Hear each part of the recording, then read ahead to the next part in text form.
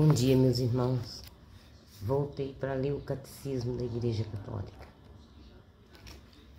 Eu parei na página 1478. Vou continuar. Bom dia a todos, que Deus dê a todos a sabedoria que vem dele. A paz, a união, o amor e a fé. Obter a indulgência de Deus mediante a Igreja. A indulgência se obtém de Deus mediante a Igreja, que em virtude de poder de ligar e desligar que Cristo lhe concedeu, intervém em favor do cristão, abrindo-lhe o tesouro dos méritos de Cristo e dos santos, para que obtenha do Pai das misericórdias a remissão das penas temporais devidas por seus pecados. Assim, a Igreja não só vem em auxílio dos cristãos, mas também impulsiona as obras de piedade, de penitência e de caridade.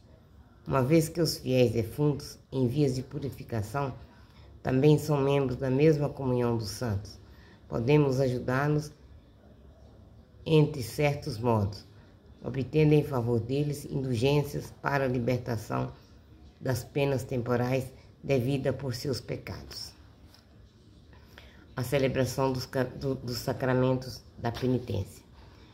Como todos os sacramentos, a penitência é uma ação litúrgica, são esses ordinariamente elementos da celebração: saudação e bênção do sacerdote, leitura da palavra de Deus para iluminar a consciência e suscitar a contrição, exortação ao arrependimento, confissão que reconhece os pecados e os manifesta ao Padre, imposição e aceitação da penitência, absolvição do sacerdote, louvor de ação de graça, despedida com a bênção do sacerdote. A liturgia bizantina conhece diversas fórmulas de absolvição em forma de súplica, que exprime admiravelmente o mistério do perdão, que o Deus que pelo profeta Natã perdoou a Davi, que confessou seus próprios pecados a Pedro, quando chorou amargamente à prostituta, quando lavou seus pés com lágrimas, ao publicano e ao filho pródigo. Que esse mesmo Deus nos perdoe, por mim, pecador, nessa vida e na outra, e vos faça comparecer em teu terrível tribunal, sem vos condenar, ele é que é bendito nos séculos dos séculos. Amém. O sacramento da penitência também pode ter lugar ao contexto de uma celebração comunitária, na qual as pessoas se preparam juntas para a confissão e também juntas agradecem pelo perdão recebido. Neste caso, a confissão pessoal dos pecados é a absolvição individual e a absolvição individual são inseridas numa liturgia da Palavra de Deus, com leituras e homilias.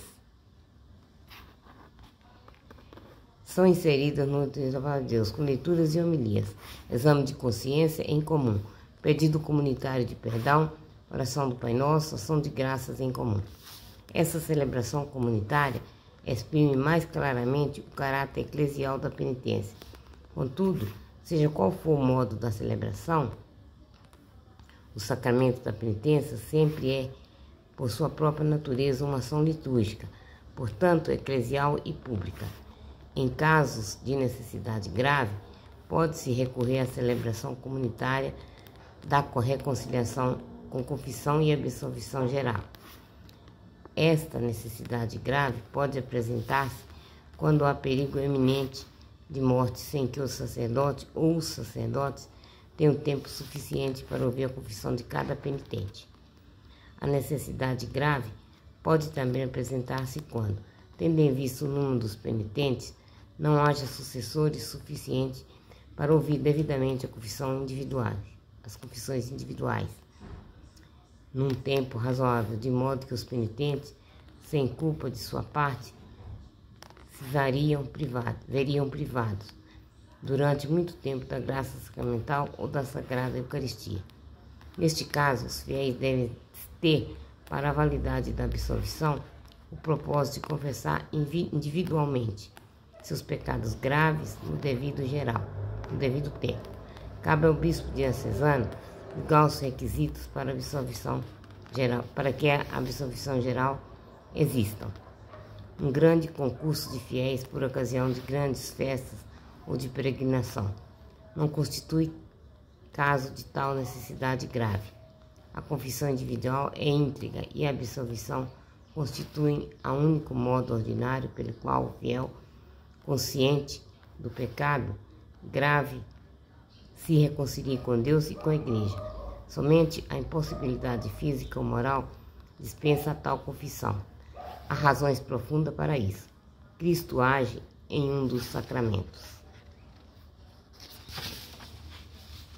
Dirige-se pessoalmente a cada um dos seus pecadores.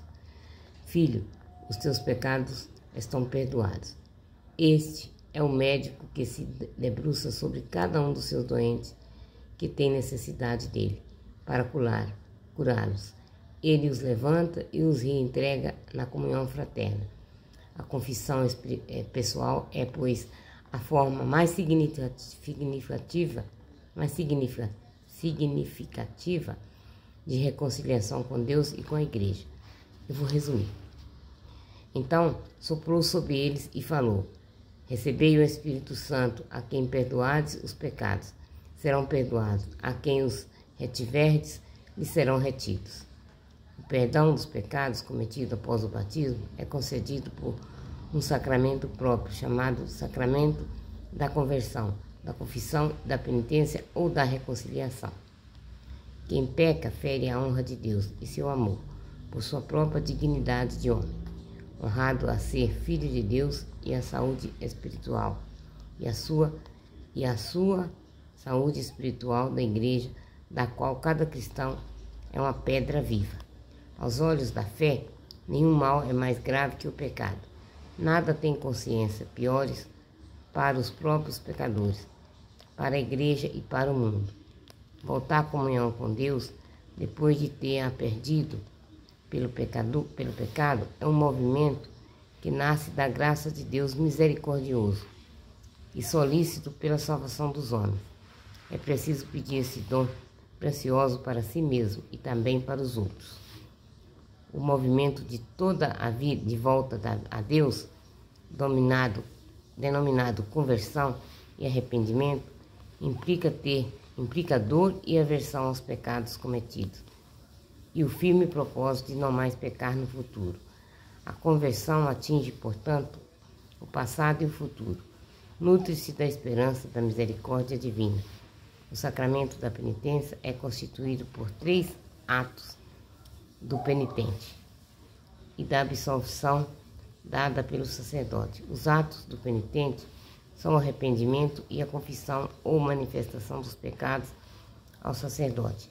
O propósito de cumprir a penitência, as obras de reparação, o arrependimento, também denominado contrição, deve inspirar-se em motivos para que decorrem da fé.